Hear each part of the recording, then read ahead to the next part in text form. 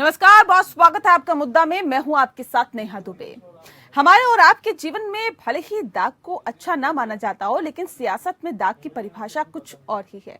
राजनीति में दाग से परहेज नहीं, बल्कि वो राजनेताओं की तरक्की का आधार बन जाता है।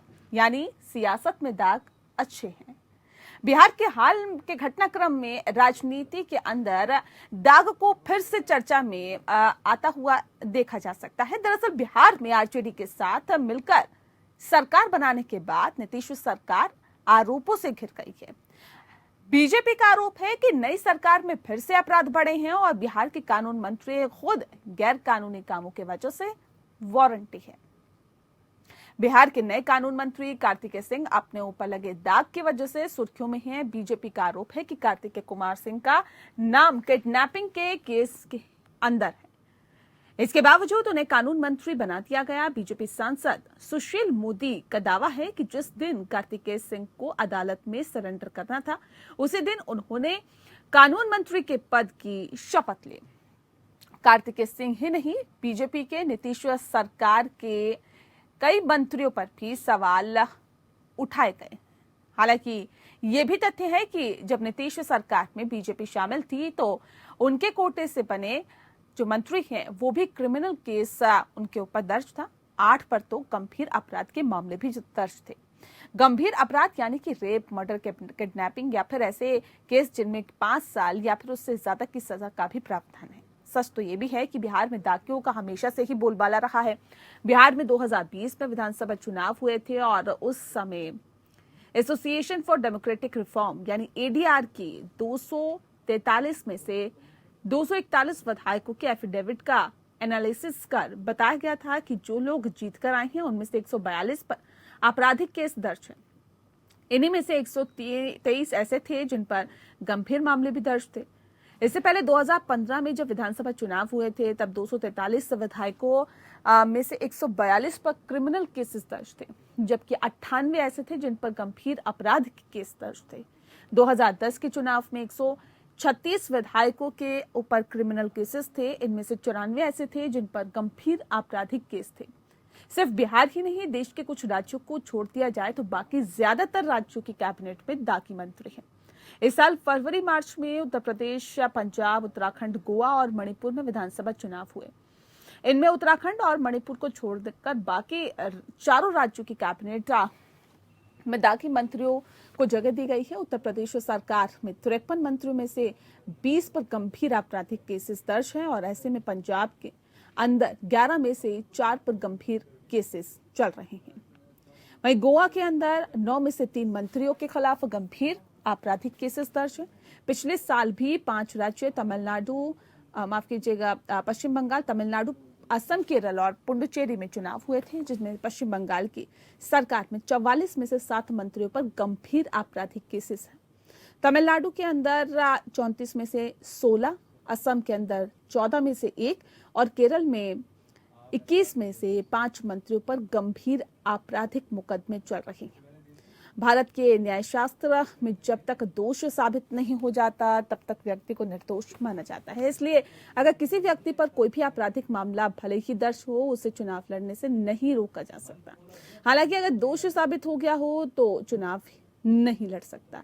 इसी तरह अगर सांसद या विधायक बनने के बाद दोष साबित होता है तो उसे 2 साल से ज्यादा की सजा सुनाई जाती है, तो उसकी सदस्यता तुरंत रद्द हो जाती है और साथ ही 6 साल तक चुनाव लड़ने पर रोक भी लग जाती है। आज से 20 साल पहले तक चुनाव में उतरने से पहले अपने हलफनामे में आपराधिक मामलों की जानकारी देना जरूरी नहीं था, लेकिन 2002 में सुप्रीम कोर्ट के फैसले के बाद हलफनामे में आपराधिक मामलों की जानकारी देना जरूरी हो गया। राजनीति में अपराध को रोकने के लिए पिछले साल सुप्रीम कोर्ट ने एक गाइडलाइन जारी की थी, जिसके मुताबिक हर राजनीतिक पार्टी को अब अपनी वेबसाइट और सोशल मीडिया पर आपराधिक मामलों वाले उम्मीदवारों की जानकारी देना जरूरी है। साथ ही ये भी बताना जरूरी है कि उन्हें टिकट क्यों दिया गया है। यही जानकारी अखबारों में भी देना जरूरी है। हालांकि राजनीतिक पार्टियों ने इसका भी तोड़ निकाल लिया है। वो बताती है कि उम्मीदवार पर राजनीतिक बदले की भावना के केस दर्ज किया गया है और ये भी बताती है कि ये बाकी उम्मीदवारों से अच्छा था, इसीलिए इसे टिकट दिया गया। पिछले साल अगस्त में एमिकस क्यूरी और सीनियर वकील विजय हंसारिया ने सुप्रीम कोर्ट में रिपोर्ट दाखिल की थी। इस रिपोर्ट में बताया गया कि देश भर की अदालतों में सांसदों और विधायकों के खिलाफ 4,859 आपराधिक मामले पेंडिंग हैं। और इस विषय पे आज हम तफसील से चर्चा करेंगे। खास मेहमान हमारे साथ मौजूद है, उनसे आपका परिचय करा देते हैं। इस वक्त हमारे साथ आनंद शंकर जी हैं, नेता है भारतीय जनता पार्टी के। बहुत स्वागत है आपका। प्रोफेसर के त्रिपाठी जी हमारे साथ जुड़ गए हैं, प्रवक्ता है जेडीयू के। बहुत स्वागत है सर आपका। विकास पासवान जी हमारे साथ जुड़ गए हैं, नेता है आरजेडी के। आपका भी बहुत स्वागत है। इस खास कार्यक्रम की शुरुआत के त्रिपाठी जी आपके साथ करते हैं। सर, मौजूदा वक्त में सरकार आपकी आरजेडी के साथ गठबंधन से, महागठबंधन से आप सरकार चला रहे हैं, लेकिन अब सवाल बहुत उठ रहे हैं सर। सवाल ये उठ रहे हैं कि आपकी कैबिनेट में तो बहुत सारे आपराधिक मामले जो दर्ज है मंत्रियों पर, ऐसे मंत्रियों को बना दिया गया, ऐसे नेताओं को मंत्री बना दिया गया। अब सुशासन बाबू की छवि पर डेंट नहीं लगेगा क्या? नेहा जी, पहले तो मैं आपके चैनल को धन्यवाद देना चाहता हूं कि आपने अपराधियों के बारे में पूरे देश से करीब हर राज्यों के बारे में आपने जो आंकड़े पेश किए उसके बहुत बहुत बधाई देता हूं। वाकई भारतीय राजनीति में अपराधीकरण जो बढ़ता जा रहा, अपराध जो बढ़ता जा रहा है, चिंता का विषय है। गांधी जी कहा करते थे, संगीन के साये में चलने वाला व्यक्ति जनता का सेवक नहीं हो सकता। जहां तक बिहार की बात है, बिहार में चूंकि जो नई सरकार आई है, क्योंकि अभी तो जुमा 3-4 दिन हुआ है, इसलिए उस पे उंगली उठाना थोड़ा सा जो हमारे विपक्ष के लोग हैं उनको धैर्य से काम लेना।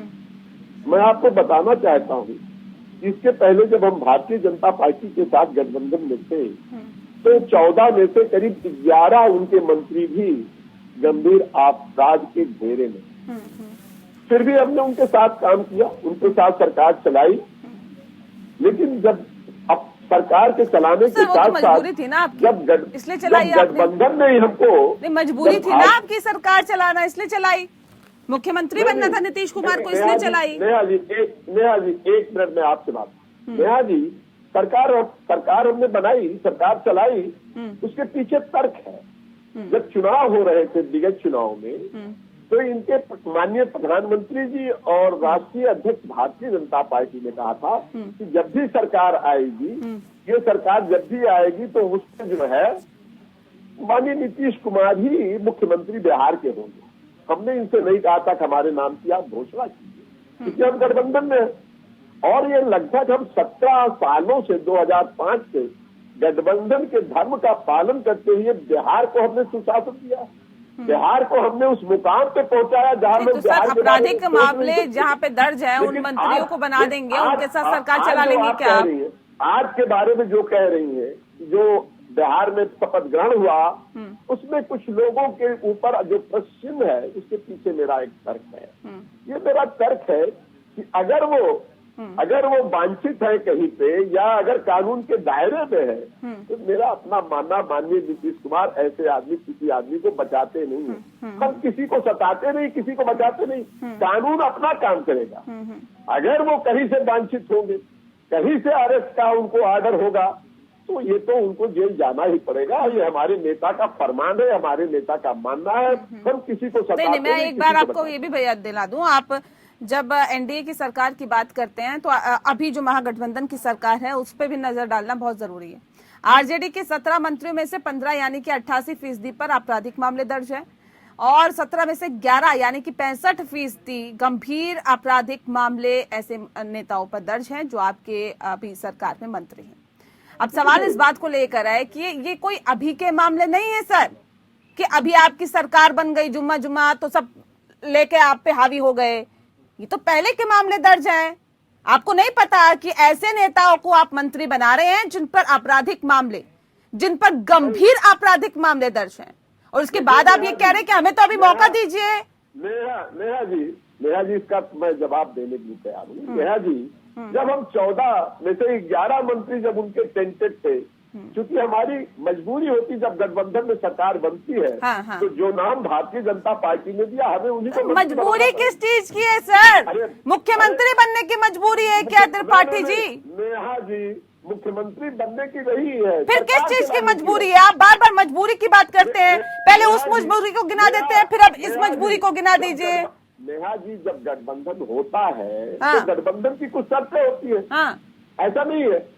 और जो शर्तें इनकी है, जब हम गठबंधन में गए हैं तो शर्तें इनकी भी है कि भाई हमारी बड़ी पार्टी जो हम नाम देंगे उन्हीं को आपको मंत्री बनाना। ठीक है आनंद शंकर जी, जिसके घर खुद शीशे के होते हैं सर, वो दूसरों के घरों पर पत्थर नहीं फेंका करते।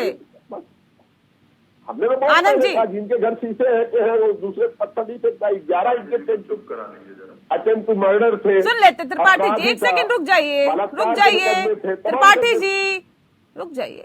आनंद जी देखिए नेहा जी, ये हम लोग चूंकि तीनों आदमी बिहार से आते हैं, बिहार में अब चेंज हो गई है, सत्ता परिवर्तन। मुख्यमंत्री है, ये एक आयरनी है, लेकिन सत्ता परिवर्तित हो गया। अब ये आरोप प्रत्यारोप तो चलते रहेंगे। मैं तो अब इनसे आग्रह करूंगा त्रिपाठी जी से कि आप अपने मुख्यमंत्री जी को कहिए कि जो बिहार में एक गति पकड़ी थी विकास की, जो एक इन्वेस्टमेंट आना शुरू हुआ था। अरे सर, बैकफुट पे आ गए क्या आप लोग? आपके आंकड़े भी सामने आए हैं, आपके आंकड़े सामने रख दिए तो बैकफुट पे आ गए क्या? अब आप कह रहे ठीक है जी, छोड़ दीजिए आपराधिक मामलों को, छोड़ दीजिए उन मंत्रियों को। क्यों छोड़ दे भाई? आपके भी जो नेता उन पे आपराधिक मामले दर्ज थे, आपने भी मंत्री बनाया था। अब आप दूसरों पे उंगली कैसे उठा सकते हैं सर? आप ही बोल लीजिए फिर। नहीं, आप ही बताइए ना। कैसे निकाल सकते हैं? मुझे पूरी बात तो सुनने दीजिए। अभी मैंने 5 सेकंड बोला नहीं और यू जंप इनटू कंक्लूजन। तो let me speak what I wanted to convey. नहीं, बोलिए बोलने के लिए बुलाया सर आपको, बताइए। मैं बता रहा हूँ, आप सुनिए धैर्य से जरा। आप लोगों का भी कुछ कर्तव्य बनता है कि आपको भाजपा का जो आरोप लगा रही है, आप भी एक विद्वत पत्रकार है, आप एसेस कीजिए कि नीतीश जी का उस दिन का परसों का एक वक्तव्य सुनिए, उन्होंने क्या कहा। जब आपके मीडिया के लोगों ने उनसे पूछा कि साहब आपने कार्तिकेय सिंह को क्यों मंत्री पद की शपथ दिलाई, तो कितने भोले मंत्री ने कहा कि मुझे इस बात का आभास नहीं था या ज्ञान नहीं था। जबकि मंत्रालय में शपथ ग्रहण से पहले इंटेलिजेंस और विजिलेंस की रिपोर्ट होती है। तो मुख्यमंत्री जी की मजबूरी, उनके प्रवक्ता बार बार बता रहे हैं कि उनकी मजबूरी थी कि उनको मुख्यमंत्री बने रहना है। मैं तो उससे आगे बढ़ के नेहा जी बात कर रहा हूँ 4 कदम की। ठीक है, आपने जितने अपराधियों को बनाना था बना दिया आपने। भारतीय जनता पार्टी के किसी ऐसे मंत्री का एक FIR दिखा दीजिए जिसपे उनको इलेक्शन से बैन करने की उनकी प्रक्रिया हो, या कोई ऐसा मंत्री बार किया गया हो कोर्ट के द्वारा जो कभी चुनाव नहीं लड़ सकता हूँ। मैं चुनौती के साथ कहता हूँ, दोनों दल के प्रवक्ता बैठे हैं। जबकि चुनाव नहीं लड़ सकता होगा तो फिर चुनाव कैसे लड़ जाएगा? नहीं लड़ेगा, फिर मंत्री कैसे बनेगा? ये तो सोचने वाली बात है ना, समझने वाली बात है। भारतीय जनता पार्टी पे ऐसे किसी पे कोर्ट ने कोई संज्ञान लिया हो, जबकि इनके दर्जनों है, इनके कई सांसद जेल में है, इनके कई विधायक जेल में है, जिन पर आजीवन कारावास लगा हुआ। तो भारतीय जनता पार्टी से कृपया ये तुलना मत कीजिए कि हमारे ऊपर भी दागियां। ADR की रिपोर्ट में जरूर कुछ ऐसे अपराध हैं जिस रिपोर्ट का खाका तैयार हुआ। एक बात। दूसरा और सबसे महत्वपूर्ण बात जो मैं बताने जा रहा हूँ, अब हम इससे आगे बढ़े। मैं त्रिपाठी जी के साथ एक मजबूत विपक्ष की भूमिका निभाते हुए हमारे दल ने ये अश्योर किया है कि अब आप लोगों का विश्वास जीतिए। लोगों के विश्वास मिले हैं, भाजपा ने नहीं हिलाया है। लोगों में जो परसेप्शन है आपके गठबंधन को लेके, वो लोगों में है, वो भाजपा ने नहीं दिया है। आप उस परसेप्शन को तोड़ने का प्रयास कीजिए, भाजपा आपके साथ है। नहीं सर, आप लोग सवाल उठा रहे थे इसलिए हम आपसे सवाल पूछ रहे हैं कि जब हम सवाल उठाते हैं तो कम से कम हम तो पाक साफ हो, तब तो हम दूसरे पर सवाल उठाएं। लेकिन जब हम खुद पाक साफ नहीं है तो हम दूसरे पर कैसे सवाल उठाएं? अब हम बिल्कुल पाक साफ है। आप बताइए ना कि हमारे किसी मंत्री या सांसद। नहीं सर, मैं पिछली सरकार अभी गिना देती हूँ ना सर, जो नीतीश कुमार की सरकार में 14 आपके जो मंत्री बनाए गए थे उसमें से 11 के खिलाफ आपराधिक मामले दर्ज हैं। 14 में से 8 ऐसे हैं जिन पर गंभीर आपराधिक मामले दर्ज हैं, यानी कि 57%। तो सर ये जो आंकड़ा है, ये या तो आप कह दीजिए ये तो झूठ है जी, तो हम मानते हैं कि हाँ भाई आप सही कह रहे होंगे, हो सकता है कि हमारे आंकड़े झूठे। कोर्ट से संबंध हुआ था क्या? ये विपक्ष के लोग या सत्ता के मुख्यमंत्री कहाँ थे? क्या उन्होंने कभी सुओ मोटो लिया क्या इस पर? कोई ऐसे आपराधिक मामले दर्ज नहीं है नेहा। सर ये मामले जो दर्ज होते हैं ऐसे ही दर्ज हो जाते हैं? आपराधिक मामले, गंभीर आपराधिक मामले ऐसे ही दर्ज हो जाते हैं क्या सर? बहुत सारे तो मामले। अगर ऐसे दर्ज हो जाते तो इन पे भी आरोप लगाना छोड़ दीजिए इन पे आरोप लगाना। विकास पासवान जी, हमारे छोड़ देने से आरोप बन जाएगा क्या? ये तो कोर्ट ने इनको कोर्ट ने सम्मन किया, हमें कोर्ट ने थोड़ी सम्मन किया था। ये भाजपा का आरोप नहीं है, ये कोर्ट का आरोप नहीं, है। आपके नेताओं का आरोप है सर, मैं तो उसी पे बात कर रही हूँ। आपके नेता जब ये आरोप लगाते हैं कि जब शपथ ग्रहण हुआ तब ये कहा गया कि देखिए जो अपराधी हैं उनको मंत्री बना दिया गया, अपराधियों की सरकार बन गई। आप बताइए, आप एक न्यूट्रल पत्रकार हैं, आप भी लोकतंत्र की चौथी स्तंभ है, क्या ये गलत हुआ या सही हुआ? आपका आकलन क्या सर, कहता है? हम तो दोनों तरफ से देखेंगे ना सर। दोनों पहले तरफ। सही था क्या? पहले सही था क्या? आप बैठ के लड़ाइए मत, आप डिस्कस कीजिए और आप आकलन। कैसी बात कर रहे हैं आप आनंद जी? आप कैसी बात कर रहे हैं? अब मैं आपसे सवाल पूछ लेती हूँ तो आप ये कहते हैं हम लड़ा रहे हैं। मैं आपको बहुत ही तार्किक रूप से जवाब दे रहा हूँ, उस जवाब को आप स्वीकार नहीं कर रहे। मैं कह रहा हूँ कि कार्तिकेय सिंह का शपथ ग्रहण सही था या गलत था, आपके नजर में क्या है? आप भी तो इससे पहले वाला सही था क्या? मैं तो इसके पहले वाले को भी सही नहीं कह रही। आप बताइए ना, इससे पहले वाला सही था क्या? मैं इसको सही कह रही हूँ क्या सर? ये मेरा मैं सही कहूँ गलत कहूँ ये कितना मायने रखता है? ये हम देख रहे हैं कि आप लोग सही कर रहे हैं या गलत कर रहे हैं। विकास पासवान जी, नहीं ठीक है सर, ठीक है। विकास पासवान जी, अब सवाल इस बात को लेकर है सर, ये जो 17 में से 15 जो मंत्री हैं आपके दागदार हैं, ये दाग अच्छे हैं क्या या आरजेडी को बहुत अच्छे लगते हैं? देखिए नेहा जी, आपने पहले ही स्पष्ट कर दिया था कि जिनके घर शीशे होते हैं वो दूसरे के घर में पत्थर नहीं मारते। अब मैं स्पष्ट बता इसको नहीं क्या मैं कहना चाहता हूँ, कार्तिक सिंह को लेकर इनके अंदर बदलाव अपर सेशन जज दानापुर है, उनका केस चल रहा है। 12 अगस्त 2005 को जारी अदालत के आदेश मोकामा थाना को कहा गया था कि कार्तिक सिंह को 1 सितंबर 2005 तक दंडात्मक कार्रवाई में छूट प्रदान की जाती है। ये कोर्ट का आदेश। और हमारे बड़े भाई त्याग बीजेपी के 14 मंत्री के खिलाफ लगभग 80% आपराधिक मामले दर्ज है। और नेहा जी, आपने भी बताया कि आज गंभीर मामले दर्ज है, इसको ये दिखाई नहीं देते हैं। इस पे तो जवाब दे दीजिए सर। कार्तिकेय को जिस दिन सरेंडर करना था उसी दिन आप लोगों ने इनाम दे दिया, उन्हें मंत्री बना दिया। मैं आ रहा हूँ, आइए ना उस विषय पे आइए ना। मैं आ रहा हूँ। हाँ। असल के जो लोग हैं इनके बैठे हैं, इनके अंदर सत्ता की लोगों को रोजगार चाहिए।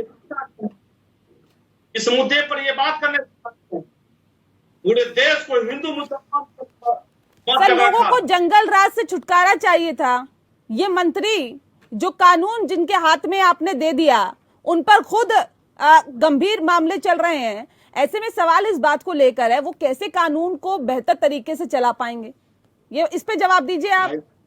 हम लोग नेहा जी, हम लोग न्यायालय में विश्वास करने वाले लोग हैं, संविधान पर आस्था रखने वाले लोग हैं।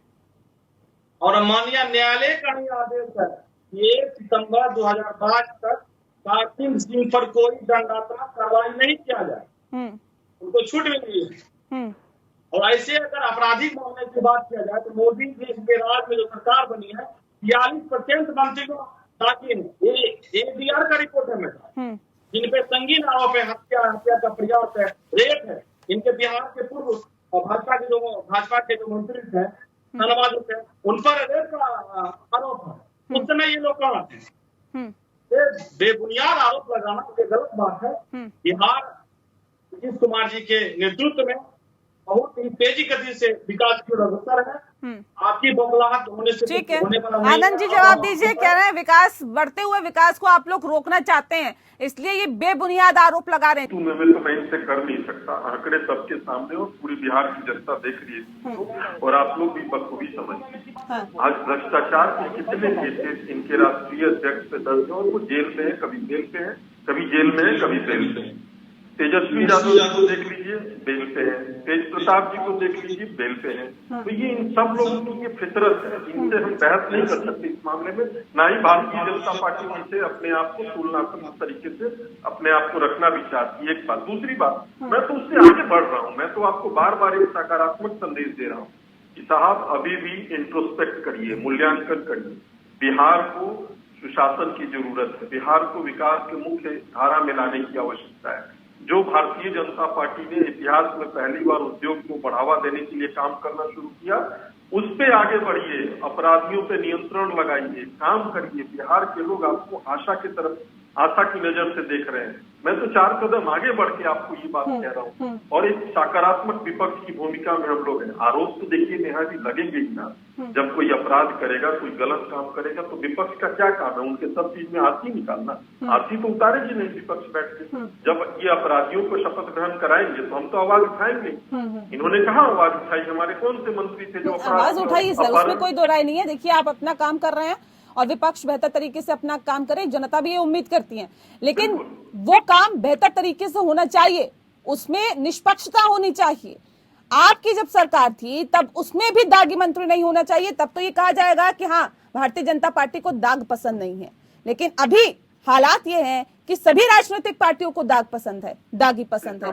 त्रिपाठी जी, इसका मतलब मुख्यमंत्री जी को ये सब दिखता नहीं है कि उनके कैबिनेट में कौन अपराध है? त्रिपाठी जी अफसरवादी हो गए हैं क्या नीतीश कुमार? बस अपनी कुर्सी बचाओ, चाहे दागी हो चाहे कुछ भी हो कैबिनेट में। नेहा जी, हमारे नेता अवसरवादी नहीं है। अवसरवादी तो भारतीय जनता पार्टी है, जो कश्मीर में पीडीपी से समझौता कर लेती है। अरे कश्मीर और चलेगा? दूसरा समझौता जो है बिहार को संभाल लेगा। पीडीपी के साथ जो समझौता कर सकती है कश्मीर में, कांग्रेस जा करके आपके शिवसेना से कर सकती है। तो भारतीय राजनीति में कोई परमानेंट ना तो दुश्मन होता है, ना तो परमानेंट मित्र होता है। परिस्थितियां बनाती है।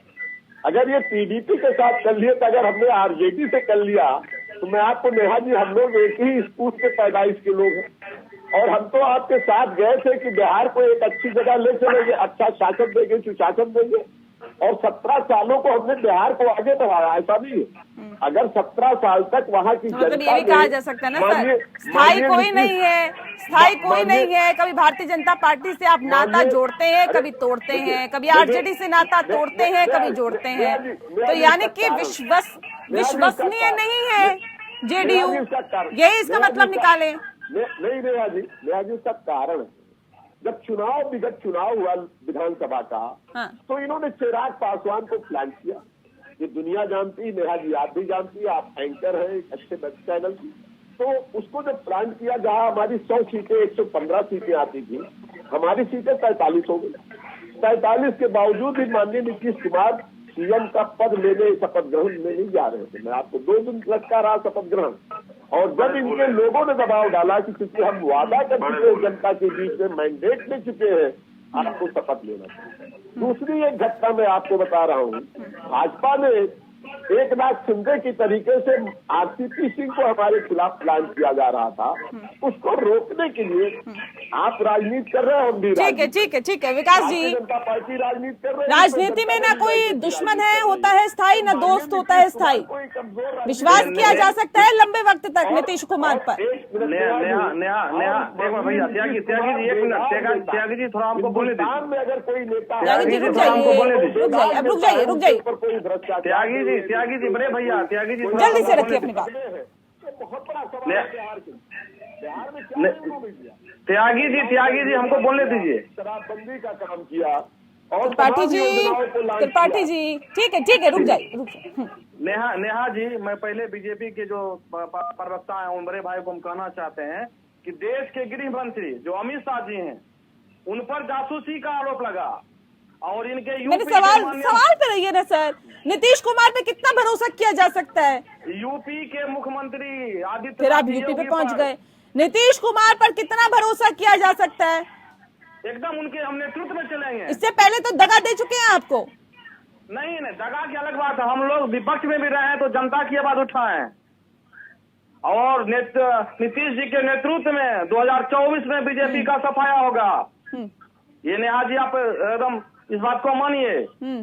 और ये दागी बार बार चिल्ला रहे हैं बीजेपी के महोदय, मैं इनको कहना चाहता हूँ, इनके जो गृह मंत्री हैं, देश के गृह मंत्री हैं, उन पर जासूसी का आरोप लगा। यूपी के जो मुख्यमंत्री हैं योगी आदित्यनाथ जी, उन पर कई मामले दर्ज हैं। बिहार को तो संभालिए सर, बिहार को तो संभालिए। बिहार में जो हालात है उसके परिप्रेक्ष्य में तो यही दिखाई दे रहा है कि आप सभी को दागी पसंद है, आप सभी पार्टियों को दाग अच्छे लगते हैं। बहरहाल बहुत शुक्रिया हमारे साथ इस खास कार्यक्रम के माध्यम से जुड़ने के लिए। मुद्दा में फिलहाल इतना ही। नमस्कार।